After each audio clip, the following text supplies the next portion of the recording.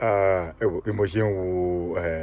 sinimá yìí ó tó jẹ́ kí n rántí ìyẹn nǹkan tó ṣẹlẹ̀ ìyẹn nínú the end ìyẹn part 2 Ṣódìrán òyìnbó ìyẹn tí Òṣóbọ́lá sọ ń bẹ̀ ó ní you wan share the helper. Anyway, èmi ní good news fún yín o pàápàá jùlọ àwa tá jẹ́ ìyẹn tá nífẹ̀ẹ́ sí ìyẹn sinimá Kọ́lé Oṣó láti part 1 títí dé part 10. Wọ́n bá máa fi Òṣódìrán wọ́n fi là láàrin ṣùgbọ́n ìròyìn ti jáde gẹ́gẹ́ bí ìkan tó pé ìtẹ̀lẹ̀dẹ̀ kan tó jẹ́ producer sinimá ọ̀hún tó gbé jáde ìyẹn sórí ẹ̀rọ káyélujára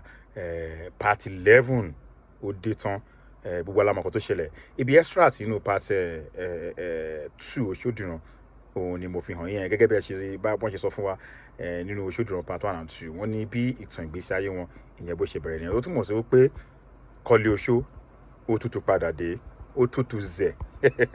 a ti sọ àná ti mọ̀ pé sinimá ọ̀hún kò lè tán síbẹ̀ bẹ́ẹ̀ so gẹ́gẹ́ bá ṣe rí gbogbo ẹ̀ tó ti wà ní orí ẹ̀rọ káyélujára báyìí tó jẹ́ pé ìyẹn producer àti gbogbo àwọn tó jẹ́ supporter tí wọ́n jẹ́ alátìlẹ́yìn tó jẹ́ fans tẹ́lẹ̀ tí ẹ̀kọ́ tó fi sórí ẹ̀rọ káyélujára à ń retí àwọn pẹ̀lú àìpẹ́ láì jìnnà bá ṣe jẹ́ ìyẹn Kọ́lé Oṣó láti part 1 títí dé ìyẹn part 10 táwa tá tó jẹ́ the original fans ìyẹn ìtẹ̀lẹ̀dẹ̀ kan tá tó jẹ́ ìyẹn Òṣódìrán ní part 1 and 2 a tún retí ìyẹn Kọ́lé Oṣó part 11 ní báyìí tí wọ́n ti jáde ìyẹn nínú ìwé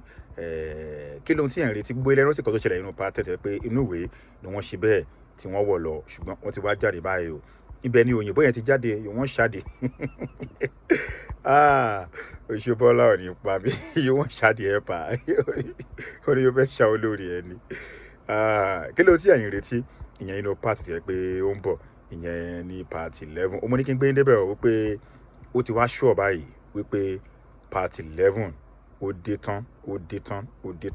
èmi ń retí àwọn kọ̀kọ̀ lóṣìṣì ṣùgbọ́n ẹja máa wò nípa ti ọmọ tó múwèé àti professor tó jẹ́ pé true ọmọ náà ni àwọn ẹbí ọ̀hún ló fi wá jáde bó tẹ́ pé ibi tí ìyẹn part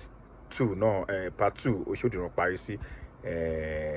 ẹja máa wò ṣá mo mọ̀ pé ìtàn tó máa tẹ̀ wájú ni a máa mọ̀ gbogbo bóyá ṣẹlẹ̀ ìyẹn lápá abẹ mo ní kí n gbé níbẹ̀ mo ṣe rí update ọ̀hún mo ní ẹ̀yin tèmi